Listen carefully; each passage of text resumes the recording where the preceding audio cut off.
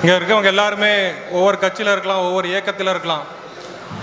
ஆனால் உள்ளுக்குள்ளே எல்லாருக்கும் ஏதோ ஒரு விஷயம், இந்த சமுதாயம் நல்லா இருக்கணும், இந்த சமுதாயம் எப்படி சீரழிஞ்சிட்டு இருக்க, இதை வந்து ஒரு கட்டுக்கோப்பாக கொண்டு வரணுமே, நம்ம வரலாறு வந்து அழிச்சிட்டு இருக்கானுவோ, இதெல்லாம் மீட்டு கொண்டு வரணும்னு சொல்லி ஒரு ஃபயர் வந்து உங்களுக்கு எல்லாருக்கும் வந்திருக்கு. இப்போ எல்லாருக்குள்ள ஒரு தீப்பழம்பு இங்கே வந்திருக்கவங்களுக்கு எல்லாருக்குமே ஒரு தீப்பழம்பு கண்டிப்பாக வந்திருக்கும்.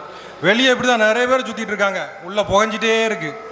அதை வந்து நம்ம தட்டி எழுப்பி மறுபடியும் அவங்களுக்கு வந்து அந்த உணர்வும் எல்லாத்தையும் கொண்டு வரணும்.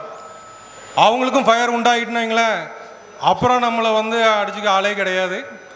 சொன்ன மாதிரி அண்ணன் சீனி பாண்டியன் அவர்கள் சொன்ன மாதிரி ஆவணம்னா என்னன்னே தெரியல அவனுங்களுக்கு.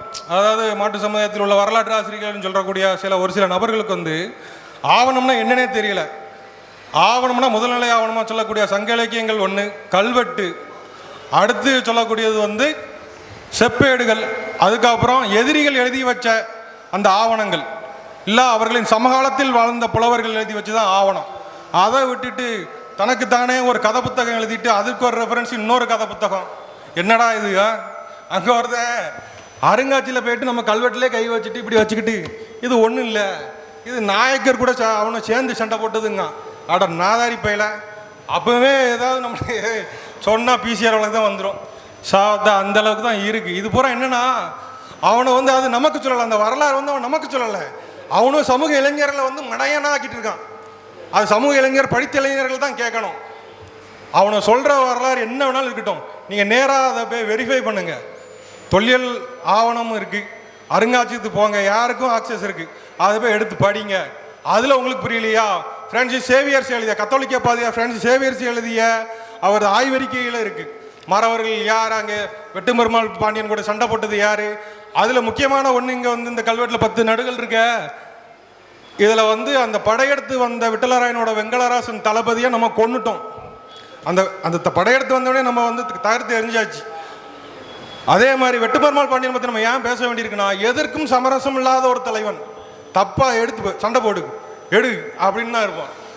அதனால போர்த்துகீசியர்கிட்டயே குதிரைகள், வெள்ளை குதிரைகள் எல்லாமே வாங்கிட்டு வந்து இங்கே வந்து சண்டை போட்டிருக்காப்புல.